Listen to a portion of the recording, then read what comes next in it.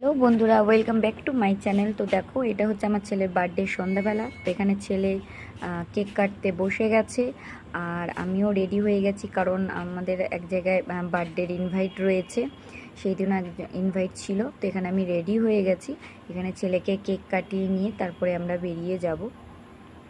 তো তো আমাদের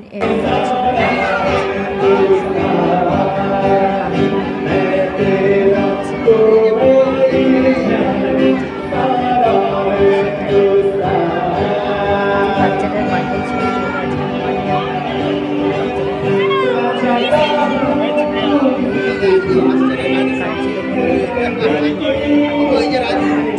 যে সেই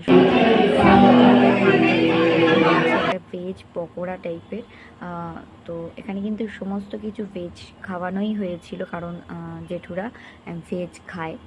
তো এটা কিন্তু হচ্ছে তোমাদের দাদার মালিকের মেয়ের বার্থডে। তো এটা তো বলতেই ভুলে গেছি, তো আমি ভিডিও করছিলাম, তো তোমাদের দাদাভাই বললো যে দাও, আমি ভিডিও করে দিচ্ছি।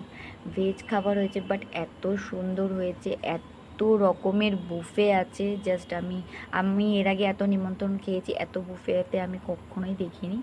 তো দেখো, যা সাজানোটাও খুব সুন্দর হয়েছে, খুবই সুন্দর হয়েছে। যেখানে দেখো কত সুন্দর ডেকোরেশন করেছে, আর ভেজ হয়েছে, সেটা কোনো ম্যাটার করে না। আর সব থেকে বড়ো কথা হচ্ছে, কোথাও ইনভাইট খেতে গেলে আমার মনে হয় যে খাবার দাবার থেকে বেশি, মানে আমার কাছে মনে হয় বেশি জরুরি হচ্ছে এক জায়গায় গিয়ে আনন্দ করা, বা নিমন্ত্রণটাকে অ্যাটেন্ড করা, এটা আমার মনে হয়।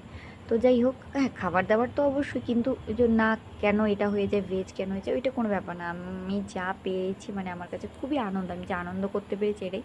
এখানে একটা সামথিং তাওয়া টাইপের কিছু ছিল, তোমাদেরকে আমি এই ভিডিওটাতে পুরো খাবারের ইয়েগুলো দেখাতে পারবো না, নেক্সট ভিডিওতে তোমাদের দেখাবো, নাহলে অনেকটা বড় হয়ে যাবে। তো দেখো কত ধরনের চারিদিকে খাবার, বাট সব কিন্তু ভেজ। ভেজ আইটেমও এত সুন্দর, এত ভালোভাবে করা যায়, খুব ভিডিওটা আসছে, কেমন লাগলো অবশ্যই একটা কমেন্ট